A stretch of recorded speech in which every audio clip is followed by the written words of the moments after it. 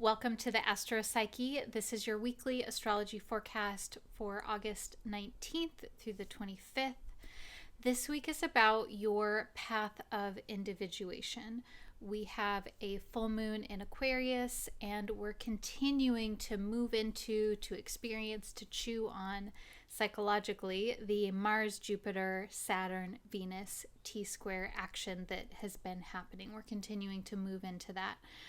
And so this week is really about your continued process of becoming and integrating into your unique way of being, what is true for you, what is evolving for you over time, this lifelong process of individuation becoming the process of becoming who it is that you are over your lifetime. And so yeah, let's get into that. My name is Shawna McGrath. I'm a psychotherapist and I'm an astrologer, and I'm really excited to share the astrology of this week with you from a psychological perspective. So let's see.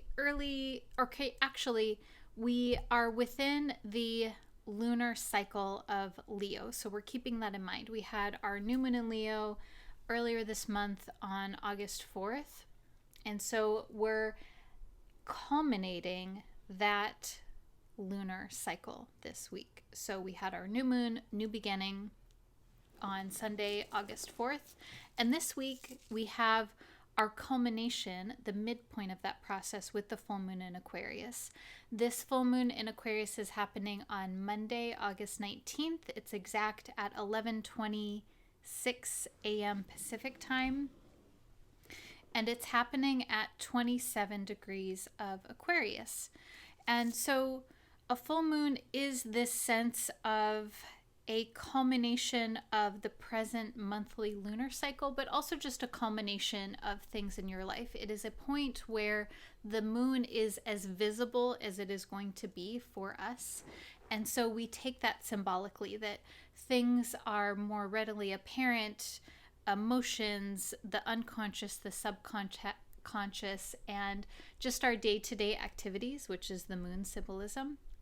All of these things are more vibrantly pushed to the surface, pushed to our conscious awareness. And sometimes that means that there's just more going on. Sometimes it means that we're feeling more, and it can also be a moment in time where the things that have been sort of cooking or simmering in the background of our awareness come to the forefront briefly. And so what this may look like is feeling more intensely. Sometimes it can be feelings of like agitation or crankiness or sensitivity, or more being prone to just feeling more moved in any variation or way. And of course, this is going to depend on especially if you have more planets or points in your birth chart that are within fixed signs. So, of course, Aquarius and Leo, and then Scorpio and Taurus. This is probably going to be activating more for you at a personal level. But for all of us, we are experiencing this culmination around the themes of authentic self-expression, which is the Leo-Aquarius axis, the destiny, the propelling action to become who it is that you are, to express that and to embody that in different ways. For Leo, this is about embodying and self-expressing from a place of spontaneity that is for you, like really being who you are for yourself, and then being received by others by being who it is that you are. And then with Aquarius, this is more about being who you are regardless of what other people expect of you. And in fact, sometimes that can look like being different simply to be unexpected, or simply to not go along with what is expected, because sometimes social expectation from the Aquarian point of view, sometimes social expectation can feel limiting or trapping, or sort of imprisoning in a certain sort of way. And so I think this week we're especially looking at how it is that we feel like we are choosing what it is that we're doing, and where if we do fall into a norm or an expectation, that is a strategic, intentional choice on our part, that it's not something that we're just doing because we should. And so that actually is a really great indicator that something is up or amiss if you're feeling a lot of should, like that you should do this or you should do that, and it doesn't quite feel right to you, but there's a sort of social pressure there. And that doesn't always mean that you don't do the thing that you should, but that should feeling tells us that there's something that doesn't feel quite right, that there's something that you're maybe going against within yourself, and it's important to do a bit of inquiry there and to look more at what's going on.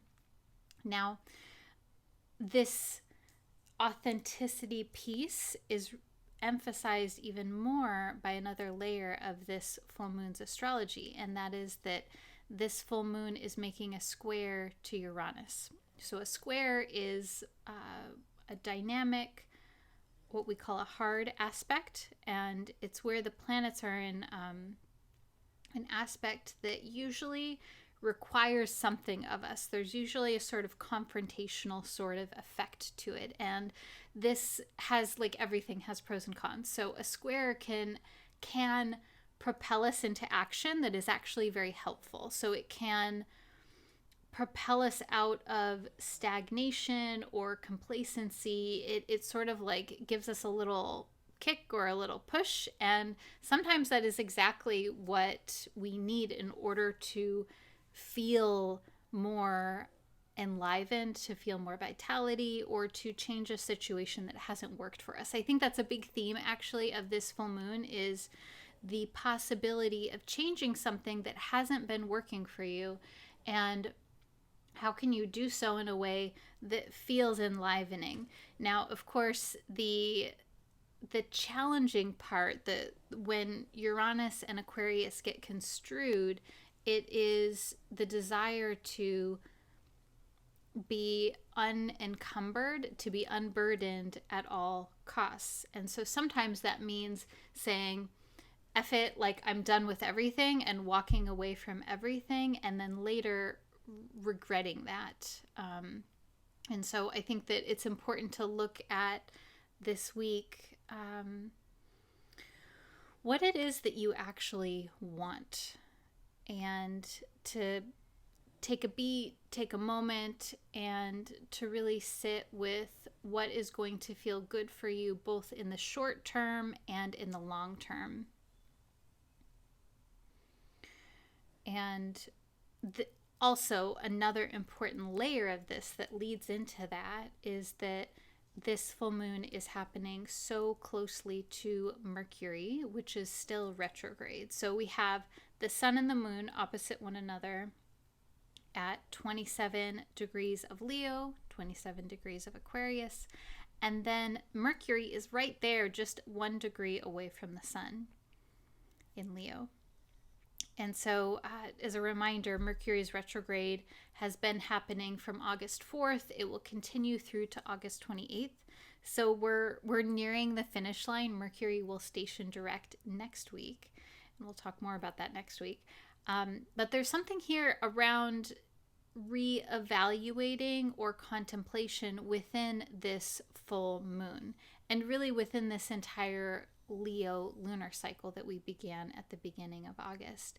And so I think this, again, it's like really important to look at your feelings around social connections, how you show up, humanitarian issues, issues of independence, autonomy, feeling seen and heard, and your sense of agency and choice in a situation.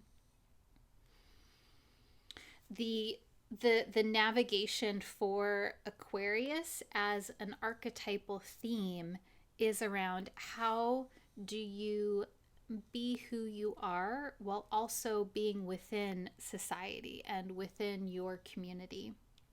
And I think that for Aquarius oriented people, that can be really challenging because it often feels like it's impossible to do both.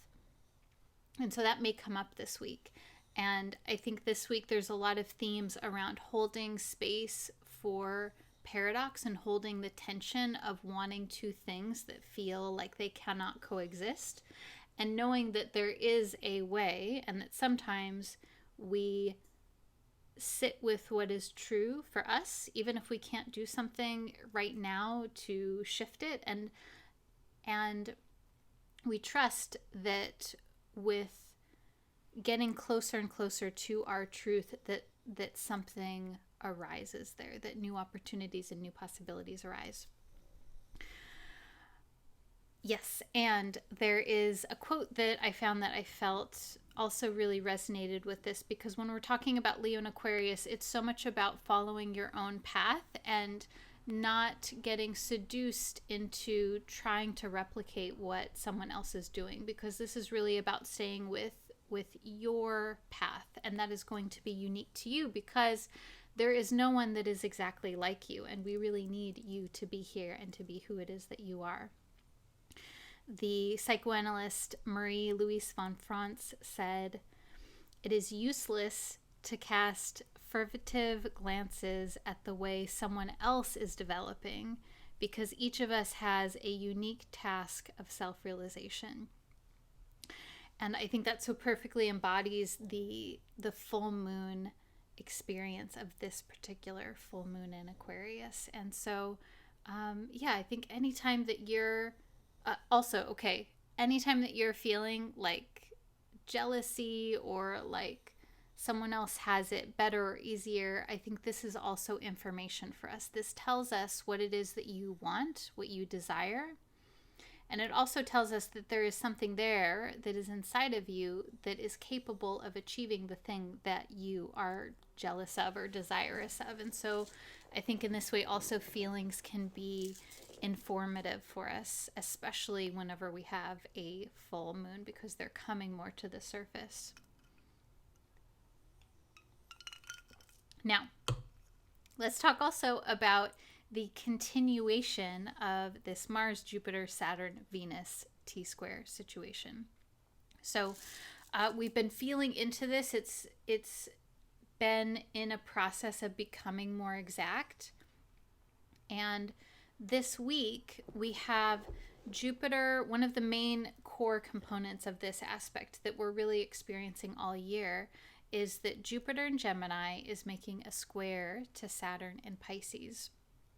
And so this is happening now in August. This aspect is actually exact this particular week. And it will, because Jupiter will retrograde, it will happen again in December. So these planets are really hovering around this aspect. And because they move a lot slower, this means that we're experiencing Jupiter square Saturn all of 2024. And this week, there's this sort of peak experience of it. And so you might say, well, what the heck does that mean, Shawna? So Jupiter is about expansion, growth, wanting to do more, wanting to learn more, wanting to experience other ways of being, other cultures, other perspectives. Jupiter is the planet of philosophy. It's also the planet of children. So this idea of newness coming into being. It is one of the benefic planets in addition to Venus. And then Saturn is about containment, commitment, discipline, long-term goals. Saturn is so we could say Jupiter is the water and then Saturn is the cup. So Saturn holds the possibility. And Saturn is also connected with challenging states where containment becomes contraction, or containment becomes so rigid that it turns into a vice, or it turns into feelings of depression or hopelessness, or feeling like there is no possibility, when the limitation becomes extreme and it's no longer supportive. So we're negotiating all year this paradox of these two. And so Jupiter Saturn can really show where we can create with limitation, where we can grow through our commitments. And then it can also show where there is frustration, grief, and sorrow about the lack of possibility. That when we put our energy into one project or situation or even person or people, then that means that we're also simultaneously saying no to other things. And so this week in particular, there is an emphasis around this, around how we relate to growth and possibility, as well as commitments and disciplines. The other piece of this is that this week, Venus in Virgo will make its exact opposition to Saturn in Pisces. And so Venus in Virgo is opposite Saturn, and it's also making a square to Jupiter. And so this brings in the emphasis around the relational component of this. So themes around how we commit to relationships, how we feel a sense of growth and purpose and meaning in our relationships. I think when we have Venus Saturn, there's this theme also around accepting people for who they are and deciding if we can be with that, and deciding how we can accept others and how we can accept ourselves, how we can accept our own limitations and the limitations of others. And then through that, there can be a deeper sense of commitment, or there can be sometimes a separation. We're saying, like, you know what, that doesn't work for me. And I think that these are the topics that we're grappling with. Do we want to continue our commitment into something or someone? Is it life-giving, even if it's difficult or not exactly the way that we would like it to be? Or are there deal breakers that are happening? And again, this is not just within this week. So I say that because that doesn't mean that you need to come to this conclusion this week. But these are things that we're grappling with that may come up as sort of a crisis point this week.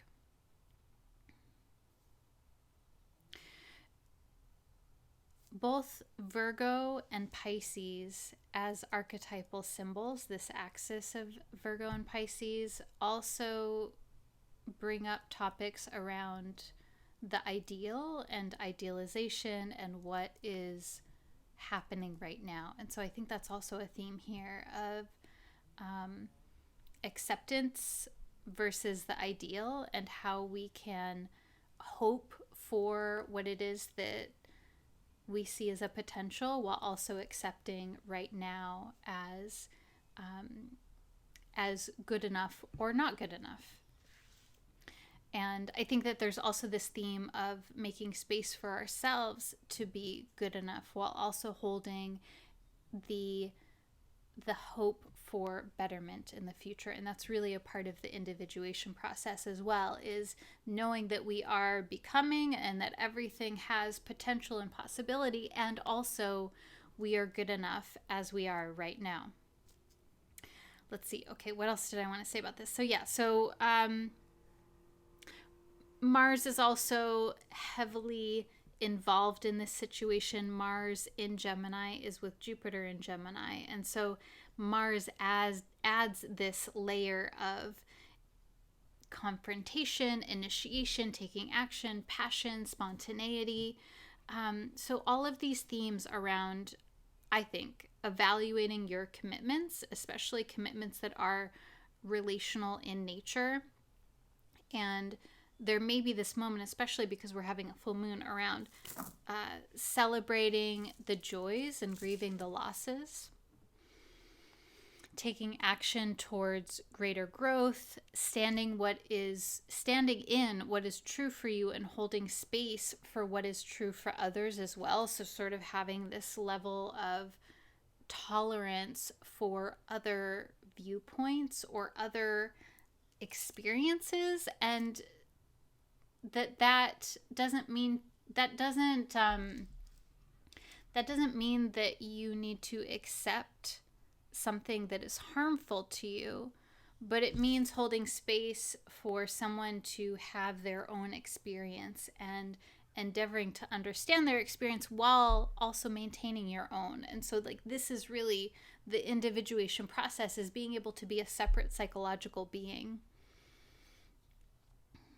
and allowing someone to be themselves while also not losing your own sense of integrity. And then I think the Venus of this process is, okay, what is possible in relationship? What does relationship look like? Also, too, I think there's like this nuanceness that it's not an on-off switch. It's not a yes-no situation, that there is, this may involve reinventing what certain relationships or commitments look like for you based on what it is that's true for you.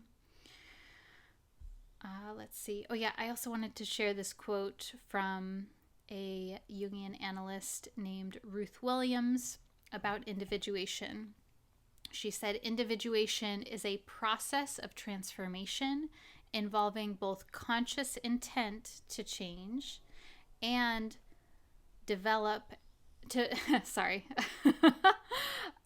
it's this process of, I got so into the words there. It's this process of transformation involving both conscious intent to change and develop, as well as unconscious drives. And I think that's important here to hold as well, is that ultimately there is a huge part of us psychologically that we do not have willpower over. And so this is where we can become more aware of our feelings and notice what is happening here. And I think this is also a reminder that you are individuating even if you do nothing intentionally, that there is, at least in the way that we look at things from a depth psychological perspective, that there is a part of you that is trying to move towards integration and wholeness, and to trust that you don't have to have everything consciously figured out. Okay, last part of what's happening this week is that the sun will move into the sign of Virgo. Happy birthday to all of my Virgo people. This ushers in your birthday time. This is happening on Thursday, August 22nd. So the sun is our conscious awareness. It also is connected to the seasons and the cycles and the ebb and flow of our energy. Sun is also very connected to our health and vitality. And so every month we have a different focus. In this case, we're moving into the focus around Virgo, which is about intentionality in our living. It's about healing, purposefulness, values, routines, and rituals, grounding into the meaning of your life. This is all Virgo. And this again is about moving towards bettering yourself while also accepting yourself as you are now, and knowing that you are good enough right now, and holding that paradox of being. Virgo is a mutable sign, and so I think it's also important to feel into moving from Leo being a fixed developing sign where it's like rooting into something, and now we're moving into Virgo, which is about holding room for multiple possibilities, and there's this changeability and there's a multiplicity around mutable signs. Okay, so those are some of the themes. I'm going to pull some tarot cards for you, and yeah, let's see what else about this week. So this week, the core theme is about becoming oneself, which is individuation. And this paradoxically happens by being in relationship. There's this culmination of feelings or events around individuation, identity, the authentic way of being. There's also this holding of attention of opposites, which is very connected to that T-square, the Venus, Saturn, Mars, Jupiter, where there's possibility for holding space for both joy and sorrow. staying and leaving, yes and no, that the polarities, it's important to hold space for both of them. And to be creating space for your personal development, being gentle with yourself, with your past progress that's led you to where you are now. And endeavoring to have what I would call a good enough existence is really what this week is about. Okay. So this is the point in the reading where you can settle into a place of being with yourself now in your current experience. And that may mean some gentle movement. It might mean stillness.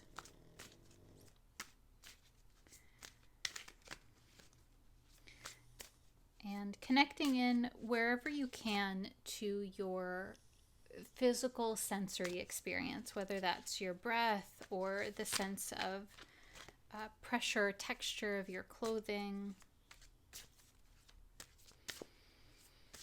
or sounds around you.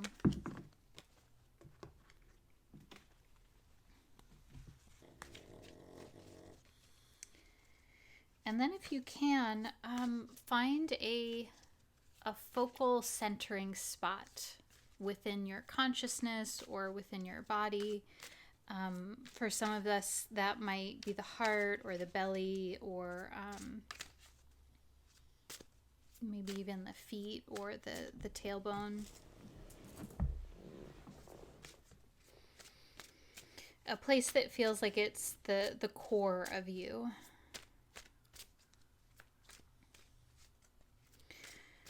And from here, from this place of centering, you can connect in with any experience of something that is greater than yourself, whether that is your ancestors or spirit guides or guardian beings that you work with. And ask that they be here with you now.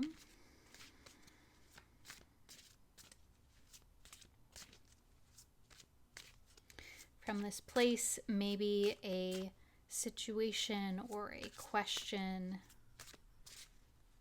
or a wondering arises.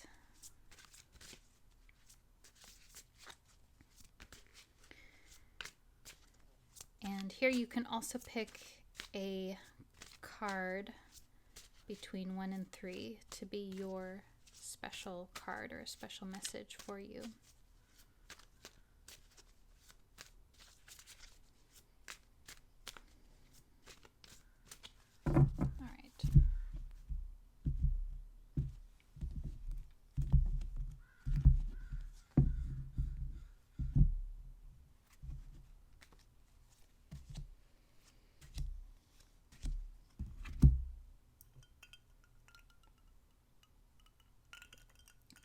So first card is the King of Swords.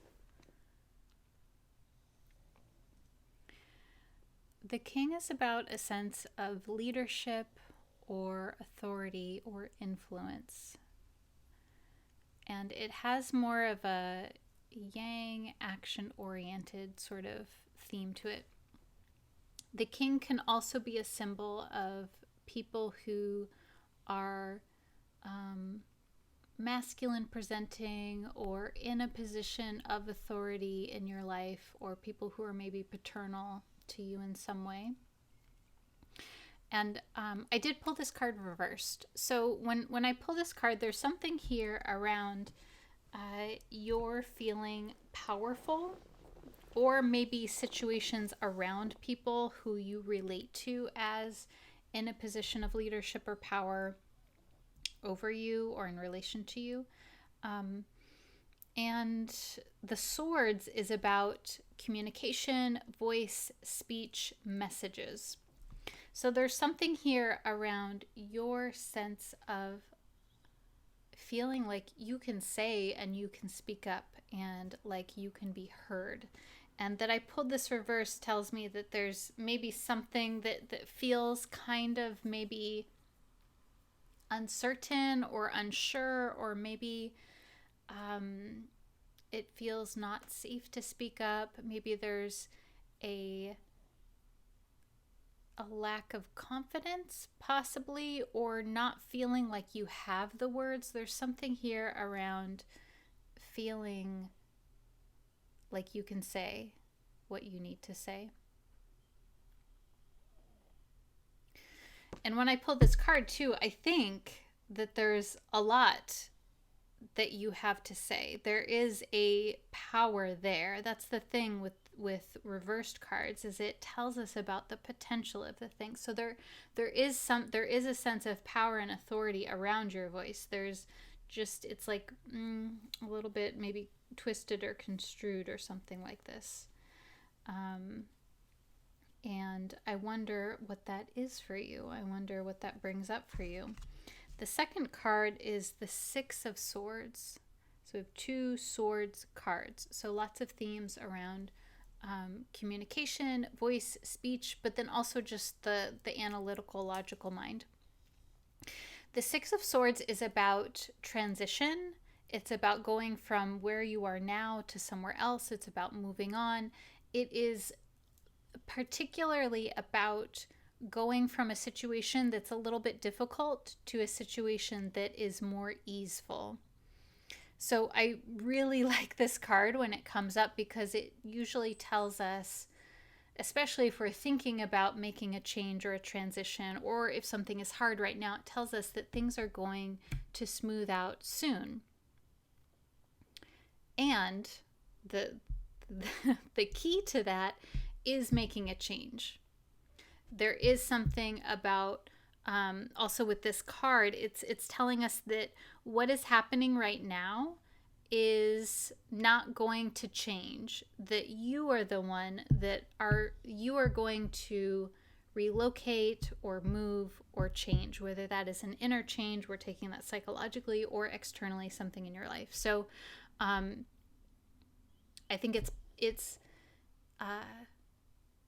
heartening in that it's saying, like, yes, things are going to improve in your situation, but it's also saying you need to do something about it. So it's not going to change if you don't do anything, which, I mean, of course, like, we don't need the tarot to tell us that usually. But I think it just emphasizes that you're going somewhere else, or you're going to do something else. And also, you don't have to do that alone, too. In the traditional imagery of the Six of Swords, it's an image of 2 people, what usually looks like an adult person and then maybe a younger person on a boat, and then there's someone on a boat, like shepherding them over the water, and the water that they're leaving is choppy, and then the water ahead of them is smooth. So there's also this theme of taking your loved one or something important with you, and that someone is helping you through this process. You don't have to do it all by yourself. Could also be doing things to calm your mind, doing things to actually, also, when I'm thinking about this, like the King of Swords reversed in this way, to me, could be like a sense of scattered, like where like mental overwhelm, or kind of like things are happening too chaotically in your mind. And so there is not the sense of clarity and strength within, because everything feels kind of like all over the place, maybe. And then when you make a change, that smooths out your mind. And the mind is always in flow, of course, but I think that sometimes it can kind of feel a little more choppy and fragmented. And so this is moving from possibly a place that feels sort of fragmented or convoluted into more of a sense of ease, like you can get your bearings. Now, the third card is the Knight of Cups. And so this is about a sense of acting from your intuition, acting from your emotions. The imagery in this card has a person with really long, flowing red hair, and they're cuddling a little baby fox and a cup, and it's really sweet and really cute. And the baby fox, to me, is an image of a new beginning, of a keenness also. Like there's this emotional piece to it where there's something in you that is instinctual, that's wise, that knows, and is also very keen and very smart. So there's this like inner flexibility that maybe is developing through this process of transitioning somewhere else. I think the Knight of Cups is a very positive card for taking action, for trusting your sense of what is right for you, and nurturing something that is developing in you. And so it's sort of a paradox, because we start with the King, we start with the sense of independence, the sense of selfhood, the sense of having influence and leadership. That is a little bit unclear right now. And so this is the main topic here, this your sense of